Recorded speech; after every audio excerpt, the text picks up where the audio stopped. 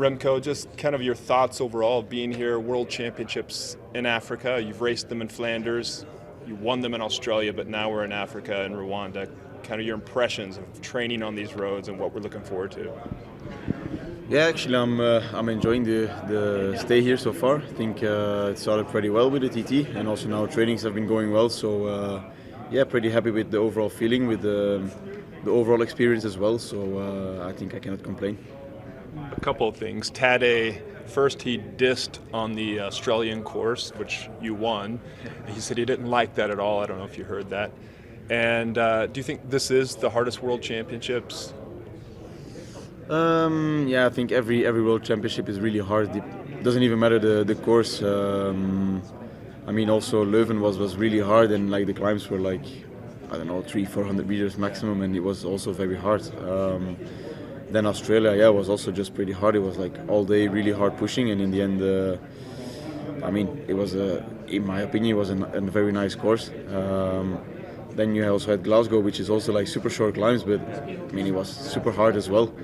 So yeah, I think every World Championship, doesn't matter the course, it's very hard. It's just the length, the level in the bunch is all every year very high. So yeah, it's always a race that you need to be at 100% to win. And you said there's no more than 10 top rivals, that potential winners. Did I hear that correct?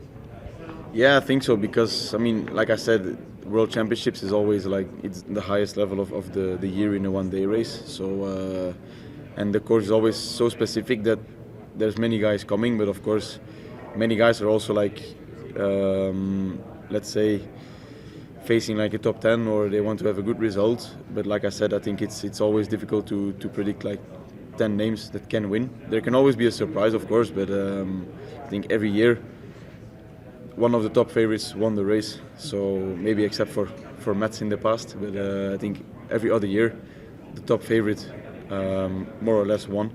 So that's what I actually meant with it. But of course, yeah, we can always have a surprise, that's for sure. And Serge Pauls was talking earlier on the possibility of making alliances in order to beat Tadej Pogačar. He mentioned Denmark. What do you think of riding together with Denmark if necessary?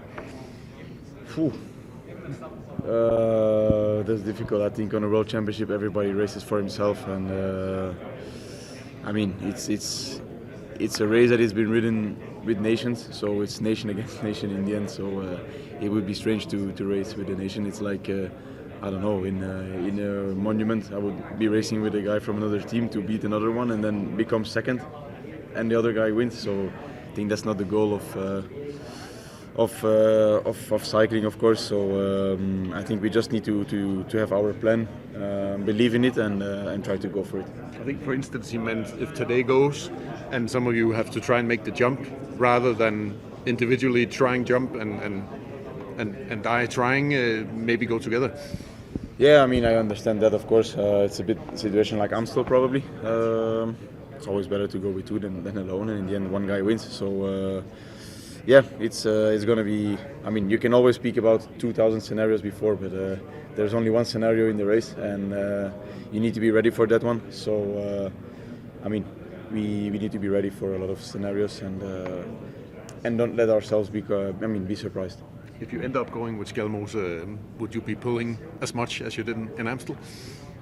I will try to drop him. No, I'm joking. I mean, no, I'm not joking, but no, in the end, you just have to work together, and it doesn't really matter if one guy is working a bit more than the other one. In the end, this course is a bit different. It's like down and then all the way up. So, I mean, we'll see how it goes, of course, but the one that wins is always right. So, I mean, in Amstel, Matthias it is right because he won the race. So, we'll see how it goes this Sunday. And you consider him a contender? Of course. He's also one of those guys that I count in the top. I mean, in those 10 guys that can win this race. He was been doing well in Luxembourg, if I'm not wrong. So, I mean, also looks to be ready right on time. Last question. If you had a message for especially the young Africans that are looking at becoming champions in the race, what would you say to them, specifically those in Rwanda? Yeah, just enjoy the bike, enjoy what you're doing. and always believe in your dreams. I think that's the most important one. Believe in your dreams, in your goals, and especially believe in yourself. But like I said, have fun, because that's the most important one. And yeah, just work hard, fight for your goals, and then one day you will become champion for sure. Should Rwanda expect having maybe the Belgian team back to train from here? Because I understand the course was a bit different. Do you see any chances of probably training from here one more time? Yeah, no, I think trainings have been going well. The roads were pretty nice, in good quality as well, and I think it was only a bit busy really in the city of Kigali, but I think outside it was really calm, quiet, and also really beautiful views. We also went a bit more in the mountains, so there it was super quiet and really lovely to ride. So I've enjoyed my trainings here in Kigali. Couple questions. Can I do? Okay. Last question. Two more, if you don't. One is, what do we make of Tadej after that time trial, and do you think he's at the top level for the road race on Sunday? Yeah, never count him out, of course. It's a one-day race. It's a hard classic. It's going to be a long race, and in the end, the guy with the most fresh legs in the end will win the race. The one that has the biggest attack in the end, like we saw in the under-23 race today as well. So, I mean, in every hard one-day race, he's along the top favourites. So it's exactly the same for this one. And then the other one is about Remco Evenepoel. You rebooted, you reset your hard drive, your operating system after the Tour de France. Are you up to it, 270 kilometers? A time trial is a different thing. I mean, how do you feel heading into this long one-day race? No, pretty good. Exactly after the Tour, I had a good reset, and then I went on altitude and did a lot of hours, so a lot of long rides. Which also went over 6:37 hours, because I knew that this race was going to be a long one. So I have really prepared well for the long distance, and also good race simulations. So normally everything should be fine, but of course Sunday can be a different story, but I hope not. And I'm just happy with how my preparation went. Everything went well, so I hope I can pull it off this week and also the next few weeks, like I've been feeling in the last few weeks. Yeah, we watched it, of course, but of course it's not always the same as with the men's elite, of course, especially now with the under-23s not having any World Tour riders anymore. It was a different race, so I think it's always a bit of fake results for us. So, but yeah, it seems to be a very hard course, and often one rider that arrives alone, so yeah, looks nice.